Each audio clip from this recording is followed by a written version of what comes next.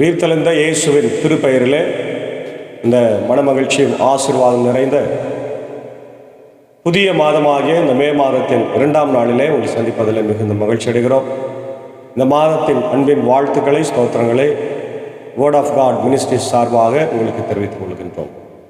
இந்த காலை நேர இறை தியானத்தை ஆரம்பிக்கலாம். நமது ஆரம்பம் பிதா, குமாரன், பரிசுத்த ஆவியின் நாமத்தில் உள்ளது. ஆமேன். ஜெபிப்போம். நானே உயிர்த்தெழுதலும் ஜீவனுமாய் இருக்கிறேன், என்னில் விசுவாசம் வைக்கிறவர்கள் மரித்தாலும் பிழைப்பார்கள் என்று வாக்களித்த நல்ல ஆண்டவரே, மனமகிழ்ச்சியான காலை வேளைக்காக நன்றி செலுத்துகிறோம்.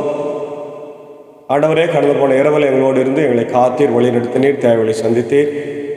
இந்த புதிய காலை வேலையை ஆண்டவர் எங்களுக்கு தந்திருக்கிறீர். இந்த நாளின் பணிகளையும் பயணங்களையும் கர்த்தர் எங்களுக்கு ஆசீர்வதியும். இந்த நாளின் வரை செய்தி, பாடல் வேலை, ஜெப வேலை எங்களுக்கு ஆசீர்வதித்து தாரார். குழுவை நேர் எடுத்து பயன்படுத்தும் கர்த்தாவே, இதை கேட்டு பயன்பெறுகிறேன் எல்லா மக்களும் உடைய விடுதலை, சமாதானம், இறையாசிகளை தந்து வழிவிடும்.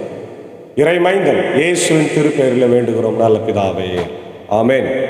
காலை வேளையில் ஆண்டவரை நாம் துதிக்கும்படியாக 617வது பாடலாகி அல்லேலுயா கர்த்தரையே ஏகமாய் துதியுங்கள் என்ற பாடலை நாம் பாடி ஆண்டவரை மகிமைப்படுத்துவோம். 617வது பாடல், அல்லேலுயா கர்த்தரையே ஏகமாய் துதியுங்கள் என்ற பாடல்.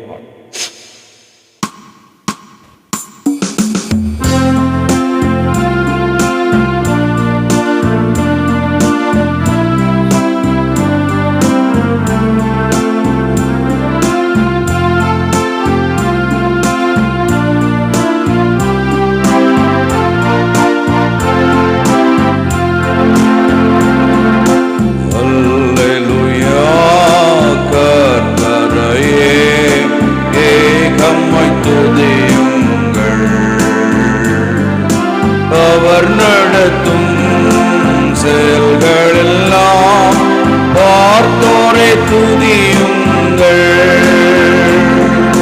வல்லமையாய் கிரியை செய்யும் வல்லோரை துதியுங்கள்.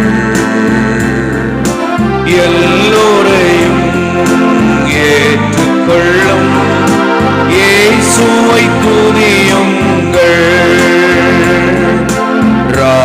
ராஜாதிராஜனாம் இயேசு ராஜன் பூமியில் ஆட்சி செய்வார். அல்லேலூயா, அல்லேலூயா, தேவனை துதியுங்கள்.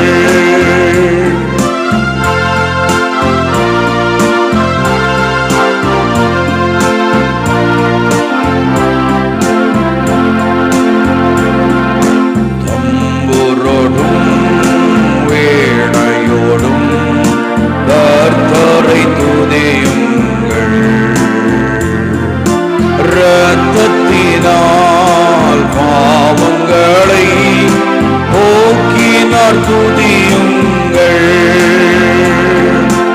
ஏக்காளமும் கைத்தாளமும் முழங்கிட துதியுங்கள்.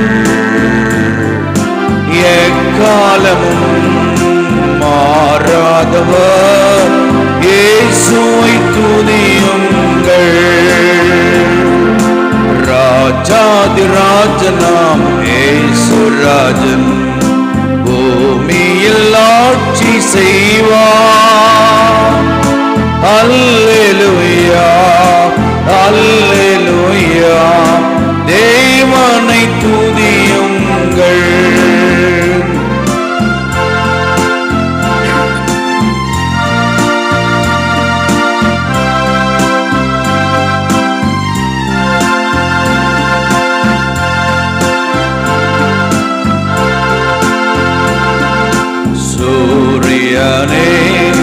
சந்திரனே, தேவனை துதியுங்கள்.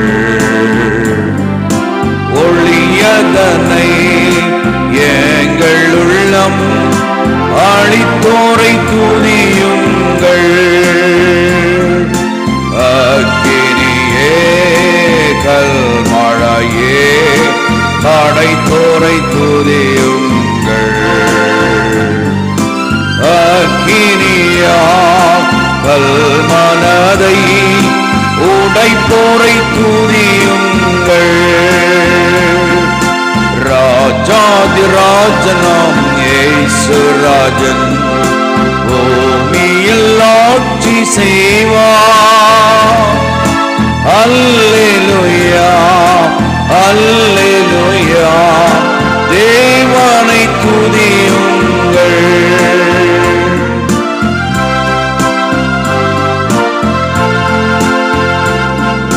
பிள்ளைகளே வாலிபரே, தேவனை துதியுங்கள். வாழ்வதனை அவர் பணிக்கே கொடுத்து நீர் துதியுங்கள். பெரியவரே பிரபுக்களே, தேவனை துதியுங்கள். செல்வங்களை இயேசுவுக்காய் செலுத்திய துதியுங்கள். ராஜாதிராஜனாம் இயேசு ராஜன் பூமியில் ஆட்சி செய்வார். அல்லேலூயா அல்லேலூயா, தேவனை துதியுங்கள்.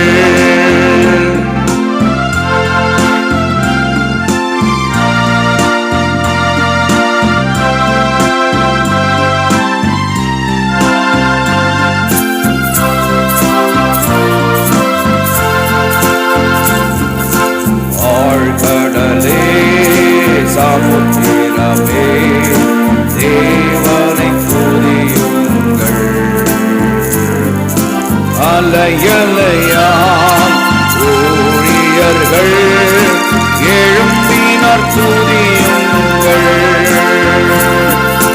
தூதர்களே முன்னோடிகளே, தேவனை துதியுங்கள். பரலோகத்தை இந்தியர்கள் நிரப்புவர் துதியுங்கள். ராஜாதிராஜனாம் இயேசு ராஜன் பூமியில் ஆட்சி செய்வார்.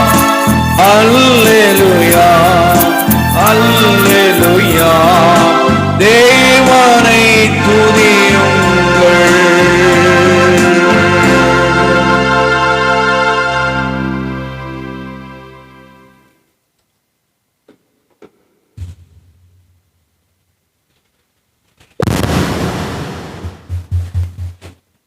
உயிர்த்தெழுந்த இயேசுவின் திருப்பெயரிலே மீண்டுமாக உங்கள் யாவரையும் காலை வேளையில் அன்போடு நாங்கள் வாழ்த்தி வரவேற்கின்றோம். இந்த நாளிலும் நாம் தியானிக்கும்படியாக தெரிந்து கொண்ட திருமறை பகுதி, அது பரிசுத்த யோவான் எழுதின சுவிசேஷம் 21ஆம் அதிகாரத்தில் இருக்கின்ற இறை வார்த்தைகள். இயேசு ஆண்டவர் மரித்து உயிர்த்தெழுந்த பிறகு தம்முடைய சீடர்களை அவர் பார்த்து அவர்களுக்கு தன்னை வெளிப்படுத்தி தான் உயிர்த்தெழுந்ததை அவர்களுக்கு நிரூபித்து அவர்களை பலப்படுத்துகிறதையும் அவர்களுக்கு ஊழியத்தின் பாரத்தை கொடுத்து உற்சாகப்படுத்தி அனுப்புகின்ற ஒரு அருமையான பகுதி தான் இந்த பகுதி. பொதுவாக எப்பவுமே நம்ம வீட்டில் ஒரு டெத்து ஆயிட்டா அல்லது ஒரு சோகமான நிகழ்வு நடந்துவிட்டால் நம்ம அதிலிருந்து மீண்டு வருவதற்கு நிறைய மாதங்களோ அல்லது வருடங்களோ கூட ஆகிவிடுகிறது. நிறைய இடங்களில் தகப்பன் தாய் இறந்து விட்ட பிறகு அந்த பிள்ளைகள் மீண்டு வருவதற்கு நீண்ட நாட்கள் எடுத்துக்கொள்கிறாங்க. ஏன்னா அவ்வளோ அதிகமாக அவர்களை நம்பி அவர்களை நேசித்து அவர்களாலே அவங்க போஷிக்கப்பட்டு வளர்க்கப்படுவதனால அவர்களாகவே தன் பணிகளை செய்வதற்கான காலங்கள் நேரங்கள் அவங்களுக்கு தேவைப்படுகிறது. அதுபோல தான் இயேசு ஆண்டவர் மரித்து விட்டார் என்ற செய்தி அவங்களுக்கு கிடைத்தவுடனே அவர்கள் சோர்ந்து போகிறார்கள். மீண்டும் பழைய நிலைமைக்கு போகாமல் அவங்க மீன் பிடிப்பதற்கும் அந்த மாதிரி காரியங்களுக்கு சென்று விடுகிறார்கள். இப்போ இயேசு ஆண்டவர் என்ன பண்ணுறாரு, அவர்கள் ஒவ்வொரு முறையும் அவர்களை சந்தித்து அவர்களை உற்சாகப்படுத்தி நான் உயிர்த்தெழுந்தாச்சு, நீங்கள் போய் ஊழியத்தை செய்யுங்க அப்படின்னு சொல்லி ஆண்டவர் அந்த உலகத்தில் 40 நாள் தங்கியிருந்து ஊழியத்தை மேற்கொண்டார் என்பதை நம்ம பார்க்க முடிகின்றது. அன்பான தேவனுடைய பிள்ளைகளை, இந்த பகுதியில் அதான் நம்ம பார்க்குறோம். யோவான் 21ஆம் அதிகாரம். இயேசு தம் சீடர் 7 தோன்றுதல். 7 பேருக்கு அங்கே இருக்கிறாங்க, அவங்களுக்கு தோன்றார். Restoring and commissioning, restoring and commissioning. பாருங்க, 1 முதல் 14 வசனத்தில் அவங்களை மீட்டு எடுக்கின்ற பகுதியை பார்க்குறோம். பின்னர் இயேசு தம் சீடருக்கு திபேரிய கடல் அருகே மீண்டும் தோன்றினார். அவர் தோன்றியது இவ்வாறு: சீமோன் பேதுரு, திதுமை எனப்பட்ட தோமா, கலிலேயாவில் உள்ள கானாவை சேர்ந்த நத்தானியேல், செபதேயுவின் மக்கள் ஆகியோரோடு இயேசுவின் சீடர்கள் வேறு இருவரும் கூடியிருந்தார்கள். ஆக மொத்தம் 7 பேர். அப்போது சீமோன் பேதுரு அவர்களிடம், நான் மீன் பிடிக்கப் போகிறேன் என்றார். அவர்கள், நாங்களும் உம்மோடு வருகிறோம் என்று போய் படகில் ஏறினார்கள். அன்று இரவு அவர்களுக்கு மீன் ஒன்றும் கிடைக்கவில்லை. உண்மையான தேவனுடைய பிள்ளைகளை நல்லா கவனிங்க. இயேசு ஆண்டவர் உயிர்த்தெழுந்த செய்தியை மீண்டும் மீண்டும் சொல்லிக்கொண்டே இருக்கிறார். ஆனாலும் அவங்க அதை நம்பவே இல்லை, அதை பற்றி கவலைப்படவும் இல்லை. மீண்டும் பழைய வாழ்க்கைக்கு செல்ல ஆயத்தமாறாங்க. மீன் பிடிக்கலாம் வாங்கப்பா அது. இப்போ பேதுரு தலைவரே அந்த மாதிரி செய்கிறதுக்கு ஆயத்தப்பட்டா மற்றவங்க என்ன செய்வாங்க? அவங்களும் கூட போகிறாங்க. இப்போ நாங்களும் வரோன்னு சொல்லி தோமா, அதே போல் நத்தானியேல், செபதேயின் மக்கள் இல்லையா, யோவான், யாக்கோபு, இவங்க எல்லாரும் போகிறாங்க. போய் நைட்டெல்லாம் மீன் பிடிக்கிறாங்க, ஒரு மீனும் சிக்கவில்லை. அப்போது விடியற் காலை ஆகிவிட்டது. இயேசு கரையில் நிற்கிறார். அவர் இயேசு என்று சீடர்கள் அறிந்து கொள்ளவில்லை. இயேசு அவங்க அறிந்து கொள்ள, நிறைய நேரத்தில் அவருடைய கண்கள் மறைக்கப்பட்டிருந்தது. மந்த இருதயம் உள்ளவர்களாய், சந்தேக புத்தி உள்ளவர்களாய் தான் இருக்கிறாங்க அவங்க. இயேசு அவர்களிடம், பிள்ளைகளே, மீன் ஒன்றும் அகப்படவில்லையா என்று கேட்டார். அதற்கு அவர்கள் இல்லை என்றார்கள். அவர் படகின் வலப்பக்கத்தில் வலையை வீசுங்கள், மீன் கிடைக்கும் என்று அவர்களிடம் கூறினார். அவர்களும் அவ்வாறு வீசினார்கள். மீன்கள் மிகுதியாய் அகப்பட்டதால் அவர்களால் வலையை இழுக்க முடியவில்லை. இயேசு சொன்ன உடனே கீழ்ப்படுகிறாங்க. ஒருவேளை இயேசு ஆண்டவர் தெரிஞ்சு அவங்க கீழ்ப்படியில், யாரோ ஒருத்தர் சொல்கிறாரு அப்படின்னு சொல்லி கீழ்ப்படுகிறாங்க. மீன்கள் அதிகமாய் கிடைக்கிறது. இயேசுவின் அன்பு சீடர் அதை கண்டு பேதுருவிடம், அங்கு நிற்பவர் ஆண்டவர் தாம் என்றார். உடனே ஆண்டவரை கண்டுபிடித்துட்டார். யோவான் ஆண்டவருக்கு அதிகமாக நெருக்கமாக இருந்தவர், மார்போடு இருந்தவர், கண்டுபிடித்து விட்டார். அப்போது அதை கேட்டவுடன் தம் ஆடையை களைந்திருந்த சீமோன் பேதுரு ஆடையை இடுப்பில் கட்டி கொண்டு கடலில் குதித்தார். மற்ற சீடர்கள் மீன்களுடன் வலையை இழுத்து கொண்டு படகிலேயே வந்தார்கள். அவர்கள் கரையிலிருந்து வெகு தொலைவில் இல்லை, ஏறக்குறைய 100 மீட்டர் தொலைவில் தான், ரொம்ப பக்கத்தில் தான் இருக்கிறாங்க. அப்போ இயேசு ஆண்டவரை அவங்க பார்த்துருக்குறாங்க, அவங்களுக்கு தெரியுது. படகை விட்டு இறங்கியவுடன் கரியினால் தீ மூட்டப்பட்டிருப்பதையும் அதன் மீது மீன் வைத்திருப்பதையும் அவர்கள் கண்டார்கள். அங்கு அப்பமும் இருந்தது. இயேசு அவர்களிடம், நீங்கள் இப்போது பிடித்தவற்றில் சிலவற்ற மீன்களை கொண்டு வாருங்கள் என்றார். சீமோன் பேதுரு படகில் ஏறி வலையை கரைக்கு இழுத்தார். ஏறி வலையை கரைக்கு இழுத்த போது நிறைய பெரிய மீன்கள் இருந்தன. அவற்றின் எண்ணிக்கை 153 மீன்கள், பெரிய மீன்கள் இருந்ததை நம்ம பார்க்குறோம். இயேசு அவர்களிடம், உணவருந்த வாருங்கள். காலையில் டிஃபன், அவர் பாருங்கள், காலையில் டிஃபனு இயேசுவோடு பீச்சில் சாப்பிட்றார். ரொம்ப அழகான ஒரு சீன் அல்ல? எல்லாரும் அழகாக உட்கார்ந்து ஆண்டவரோடு அமர்ந்து உண்ணுகின்ற ஒரு காரியம். அப்போது நீர் யார் என்று அவங்க கேட்குறாங்க. இயேசுவிடம் கேட்க துணியவில்லை, ஏனெனில் அவர்கள் ஆண்டவர் தாம் என்று அவர்கள் அறிந்து கொண்டார்கள். இயேசு அவர்கள் அருகில் வந்து அப்பத்தை எடுத்து அவர்களிடம் கொடுத்தார், மீனையும் அவ்வாறே கொடுத்தார். இவ்வாறு இயேசு இறந்து உயிருடன் எழுப்பப்பட்ட பின்பு தம் சீடருக்கு இப்போது 3வது முறையாக தோன்றுகிறார். ஏற்கனவே 2 முறை தோன்றிட்டாரு. தோன்றிய பிறகும் அவங்களுக்கு என்ன பண்ண முடியல, நம்பாமல் இருக்க முடியல, அதே நேரத்தில் நம்பவும் முடியல. இப்படிப்பட்ட சூழ்நிலையில தான் இயேசு அவர்களோடு கூட உணவு அருந்துகின்றவராக இருக்கிறார். அன்பான தேவனுடைய பிள்ளைகள், இந்த பகுதியில் நாம் என்ன புரிந்து கொள்கிறோம்? இயேசு ஆண்டவர் தம் சீடர்களை அவர் எப்பொழுதுமே அவர் தாங்கி, ஆற்றி, தேற்றி, பலப்படுத்தி ஊழியத்திற்காக அவங்கள அனுப்புகின்றதை அதான் இங்கே நம்ம பார்க்குறோம். பிரேக்ஃபாஸ்ட் பை த சீ இல்லையா? ரொம்ப அழகான ஒரு காட்சி. இயேசு அவர்களுக்கு மீன்களை பிடித்து கொடுக்கிறார், உணவை கொடுக்கிறார். அதுக்கப்புறம் பார்த்தீங்கன்னா 15லிருந்து 17 பேதுரு கிட்ட பேசுகிறார். அவர்கள் உணவு அருந்திய பின் இயேசு சீமோன் பேதுருவிடம், யோவானின் மகன் சீமோனே, நீ இவர்களை விட மிகுதியா என் மீது அன்பு செலுத்துகிறாயா என்று கேட்டார். அவர் இயேசுவிடம், ஆம் ஆண்டவரே, உனக்கே உம்மிடம் அன்பு உண்டு என உமக்கு தெரியுமே என்றார். இயேசு அவரிடம், என் ஆட்டுக்குட்டிகளை பேணி வளர் என்றார். ஆட்டுக்குட்டிகள் என்று தம் திருச்சபையின் மக்களை சொல்கிறார். இங்கே மார்ட்டின் லூத்தர் இதற்கு கொடுக்கிற விளக்கம் என்னவென்றால், ஆட்டுக்குட்டிகள் என்றால் சில்ட்ரன்ஸ் என்று சொல்லப்படும். சில்ட்ரன்ஸ் என்று சொன்னால் குழந்தைகள். திருச்சபையில குழந்தைகளையும் நீ பேணி வளர்க்க வேண்டும், திருச்சபையில அதே நேரத்தில் மக்களையும் பேணி. அதை அடுத்து சொல்றாரு, இரண்டாம் முறையாக இயேசு அவரிடம், யோவானின் மகன் சீமோனே, நீ என் மீது அன்பு செலுத்துகிறாயா என்று கேட்டார். அவர் இயேசுவிடம், ஆமாண்டவரே, எனக்கு உம்மிடம் அன்பு உண்டு என உமக்கு தெரியுமே என்றார். இயேசு அவரிடம், என் ஆடுகளை மேய் என்றார். அப்போ பெரியவர்களையும் நீர் மேய்க்கணும், குழந்தைகளையும் மேய்க்கணும், பெரியவர்களையும் மேய்க்கணும் இல்லையா? மூன்றாம் முறை இயேசு அதே மாதிரி கேட்கும்போது ஆண்டவர் சொல்றார், யோவானின் மகன் சீமோனே, உனக்கு என்னிடம் அன்பு உண்டோ என்று கேட்டார். உனக்கு என்னிடம் அன்பு உண்டோ என்று இயேசு மூன்றாம் முறை கேட்டதால் பேதுரு துயருற்று ஆண்டவரிடம், உமக்கு எல்லாமே தெரியுமே, எனக்கு உம்மீது அன்பு உண்டு என்பது நீர் அறியாத ஒன்றா என்றார். இயேசு அவரிடம், என் ஆடுகளை பேணி வளர். 3 முறை சொல்றார். திருச்சபை மக்களை, ஏன்னா இயேசுவுக்கு அடுத்து முதல் பிஷப்பாக வந்தவர், ஃபர்ஸ்ட் பிஷப்பாக திருச்சபைக்கு வந்தவர் பேதுரு தான். எந்த காலேஜ்லையும் படிக்கலை, எந்த ஸ்கூல் ஆஃப் தியாலஜியும் படிக்கலை, எந்த இறையிலும் படிக்காதவர், எந்த பயிற்சி எடுக்காதவர். 3.5 வருடம் இயேசுவின் பயிற்சியை மட்டுமே பெற்றுக்கொண்டு உயிர்த்தெழுந்த இயேசுவின் அருளும் ஆசிகளையும் பெற்றுக்கொண்டு ஊழியத்தை செய்தவர். இன்றைக்கு நிறைய நம்ம படிக்கிறோம், நிறைய படித்து நம்ம ஊழியத்துக்கு வரோம், ஆனாலும் நிறைய தவறுகளை செய்கிறோம் சபைக்கு விரோதமாய் இல்லையா? இன்னைக்கு சபையில் இருக்கின்ற குழந்தைகளை நிறைய திருச்சபைகள் கண்டுகொள்ளாத ஒரு சூழ்நிலை, நிறைய ஆத்துமாக்களை கண்டுகொள்ளாத ஒரு சூழ்நிலை இன்றைக்கு இருக்காது. ஏன் நம்முடைய தாய் திருச்சபை கூட நிறைய நேரத்தில் ஆத்துமாக்களை அறுவடை செய்வதை விட்டு இன்றைக்கு அரசியல் ஆதாயத்துக்காக இன்றைக்கு ஓடிக்கொண்டிருக்கிற மக்களாக நிறைய நம்ம இருக்கின்றதை நம்ம யோசிக்கணும். இன்றைக்கு நமக்கு சொல்கிறார் ஆண்டவர், நீங்கள் அதெல்லாம் விட்டுருங்க, வாங்க சபையை பேணி வளருங்க, மக்களை சேருங்க, ஆட்டுக்குட்டிகளை போஷிங்க. இன்னைக்கு விபிஎஸ் எல்லா இடத்துல நடந்து கொண்டிருக்கிறது. எத்தனை திருச்சபைகள் அதற்கான முக்கியத்துவத்தை நம்ம தருகிறோம், எத்தனை சபை பொறுப்பாளர்கள் அதை முன்னின்று நடத்துகிறாங்க, இந்த பிள்ளைகளுக்கு என்னென்ன நம்ம செய்கிறோம் என்பதையெல்லாம் யோசித்து பார்க்கணும். ஏன்னால் இன்றைய பிள்ளைகள் தான் நாளைய திருச்சபை இல்லையா? இன்றைய பிள்ளைகள் தான் நாளை திருச்சபை. மார்ட்டின் லூத்தர் அதான் சொல்றார், children's are the today's church, tomorrow's church and after date church. அடுத்தடுத்து அவங்க தான் எல்லாமே.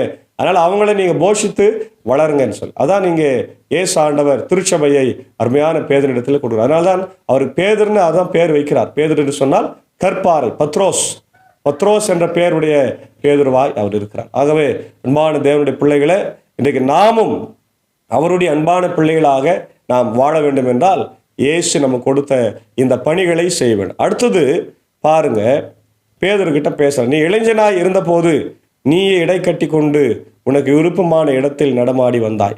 உனக்கு முதிர்ந்த வயது ஆகும்போது நீ கைகளை விரித்து கொடுப்பாய்.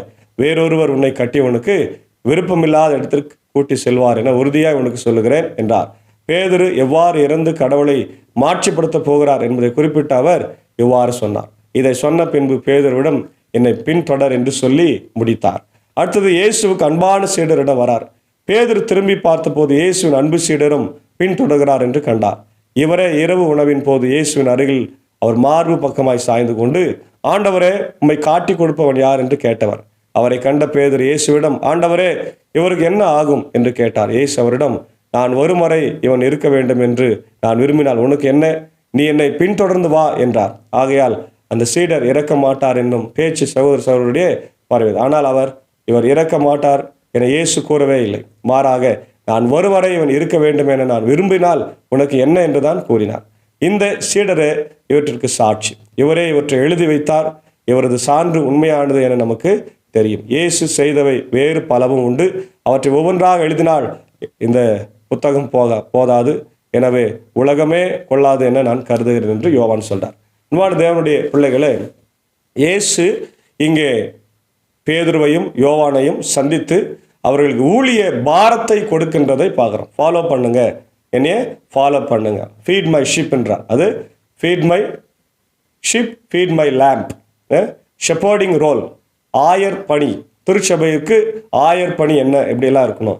அதே போல் ஃபாலோ பண்ணுங்க, following Jesus, the importance of following Jesus, இல்லையா, டிசைபிள்ஸ் ஆஃப் ஜீசஸ். நம்ம எப்படியெல்லாம் இயேசுவை ஃபாலோ பண்ணணும் அப்படின்றத அழகாக சொல்கிறார் பாருங்க. அடுத்தது மத்தேயு 16:18-19 பார்க்குறோம். இயேசுவுக்கு பேதுருக்கு இயேசு ஆண்டவர் கைகளை கொடுக்கின்ற திறவுகோலின் அதிகாரத்தை பார்க்கிறோம். அதே போல் லூக்கா 22 பார்க்குறோம், இயேசு ஆண்டவர் பேதுருக்காய் வேண்டிக் கொள்ளுகிறார். அதே போல் 1 பேதுரு 5:1-4 பார்க்குறோம், பேதுரு ஒரு திருச்சபை ஆயராய் பொறுப்பேற்கிற அங்கே ஷெப்பர்டாக இருக்கிறத பார்க்குறோம். அதே போல் பேதுருக்கு சொல்கிறார் மத்தேயு 4:19 பேதுருவே, என்னை பின்பற்றி வா என்று. மார்க் 8:34 சொல்கிறாரு, இயேசு எப்படி பின்பற்றி வர வேண்டும் என்று சொல்கிறார். அதே போல் லூக்கா 9:23 என்னை நீங்கள் பின்பற்றி வர வேண்டும் என்று சொல்லுகிறார். ஷெப்பர்டிங் ரோல், அதாவது ஆயன் எப்படி இருக்க வேண்டும், ஒரு நல்ல ஆயன் எப்படி இருக்க வேண்டும் என்று சொன்னால் சங்கீதம் 23 வாசிக்கணும், எசேக்கியேல் 34 வாசிக்கணும், 1 பேதுரு 2:25 படிக்கணும். இதெல்லாம் எப்படி ஒரு ஊழியக்காரன் சபையை நடத்த வேண்டும் என்பதை ரொம்ப அழகாக வேதத்தில் நமக்கு அழகான விசுவாசிகள் சொல்லியிருக்கிறாங்க.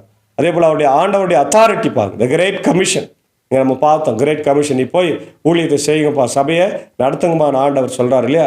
மத்தேயு 28:18-28-20 மிகப்பெரிய உற்சாகம் தருகின்ற ஒரு பகுதியாக இருக்கிறது.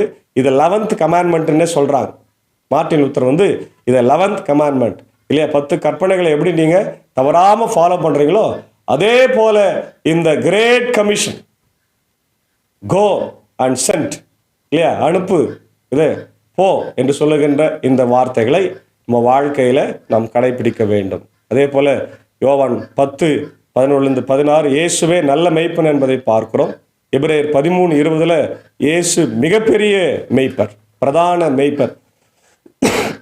அவர் வெளிப்படும் போது இந்த சபையினுடைய எல்லா நியாய தீர்ப்புகளுக்கும் அவர் உரியவராய் இருக்கிறார் என்று சொல்லப்பட்டிருக்கிறார். அன்பான தேவனுடைய பிள்ளைகளே, இந்த காலை நேரத்தில் நாமும் கூட பேதுருவையும் யோவானை போல இயேசுவை அன்பாய் ஏற்றுக்கொண்டு அவருக்காக ஊழியம் செய்ய வேண்டும். நம்முடைய கரத்தில் இன்னைக்கு நிறைய ஊழியத்தை கொடுத்திருக்கிறார், நிறைய திருச்சபைகளை கொடுத்திருக்கிறார் இல்லையா? குழந்தைகள் ஊழியம், வாலிபர்கள் ஊழியம், மாதர் ஊழியம், அதே நேரத்தில் புறஜாதியாருக்கு சுவிசேஷத்தை சொல்லுகிற ஊழியம், இவையெல்லாம் சபையில் இன்னைக்கு இருக்கிறதா? அல்லது இருந்தால் அது எப்படி இருக்கிறது? அதற்கான முக்கியத்துவம் என்ன? இதற்கெல்லாம் நம்ம பொருளாதார ரீதியாக பணம் ஒதுக்குறோமா? இல்லை இந்த பணத்தை என்ன செய்கிறோம்? வருகிற காணிக்கைகளை நம்ம எவ்வாறு செலவிடுகிறோம்? இதெல்லாம் நம்ம சபையில் ஆயர்களாக, சபை பொறுப்பாளர்களாக இன்றைக்கு யோசிக்க வேண்டியதாக இருக்கும். ஒரு வருஷத்தில் உட்கார்ந்து நவம்பரில் உட்கார்ந்து அடுத்த வருஷத்திற்கான பிளான் ஆஃப் மினிஸ்ட்ரி நம்ம போட்டுடணும். ஜனவரிலேருந்து நம்ம டிசம்பர் வரைக்கும் என்ன செய்ய போகிறோம், என்னென்ன ஊழியத்தை செய்ய போகிறோம். முக்கியமாக அதில் children's ministry, youth ministry, women's ministry, gentiles ministry, இந்த 4 மினிஸ்ட்ரி நீங்கள் செய்ய பாருங்க, சபை தானாக வளரும் இல்லையா? சபை தானாக வளரும். ஆனால் இதை பற்றி நாம் கவலைப்படாமல் ஆலயம் நடத்தினா போதும் என்ற இருக்கின்ற ஆயர்கள் தான் இன்னைக்கு 90% இருக்கிறார். ஏதோ 10% ஆயர்கள் தான் சபை வளர வேண்டும் என்பதற்காக தங்களுடைய நேரத்தையும், ஏன் சில ஆயர்கள் தங்களுடைய பணத்தையும் கூட செலவிட்டு ஊழியத்தை செய்கிறது நம்ம பார்க்கின்றோம். ஆகவே அது ஒரு சிலர் அப்படி இல்லாமல் எல்லாருமே நம்ம மேலே ஆண்டவர் இந்த ஒரு பெரிய பாரத்தை கொடுத்துருக்கிறாரு, இந்த ஊழிய பாரத்தை நம்ம கொடுத்துருக்கிறாரு சொல்லி நம்ம செய்யணும். ஒரு விஷயம், நம்முடைய மிஷினரிகளை நம்ம யோசிக்கணும். நமக்காக செத்து போன மிஷினரிகள் இங்கே அவங்க அடக்கம் பண்ணப்பட்டிருக்கிறாங்க. தியோடர், நேத்தர் இல்லையா, மோன், இவங்களெல்லாம் இன்னைக்கு நம்ம பார்க்குறோம். அதே போல் இன்றைய மிஷினரிகள் ஊழியம் செய்கிற FMBB, ஜெம்ஸ் மிஷினரிகள் எல்லாம் இன்னைக்கு நிறைய படிச்சுட்டு 5000, 3000, 2000 ரூபாய்க்கு அவங்க வேலை செய்கிறாங்க. அதாவது அந்த காசுக்காக வேலை செய்யலை, அவங்களுக்கு அவ்வளோதான் கொடுக்குறாங்க. எவ்வளோ பெரிய படிப்பு படிச்சிருந்தாலும் ஒரு சின்ன கூடாரத்தில் பாத்ரூம், லெட்டின் வசதியெல்லாம் இல்லாமல் வெளியே வந்தால் அவ்வளோதான், உயிருக்கு உத்தரவாதம் இல்லாத ஒரு சூழ்நிலை. நிறைய தம்பதிகளை சிறையில் அடைத்து ஜாமீன் தர முடியாத சூழ்நிலையில் வட இந்தியர்களுக்கு போய் சுவிசேஷத்தை அறிவித்து கொண்டிருக்கிறாங்க.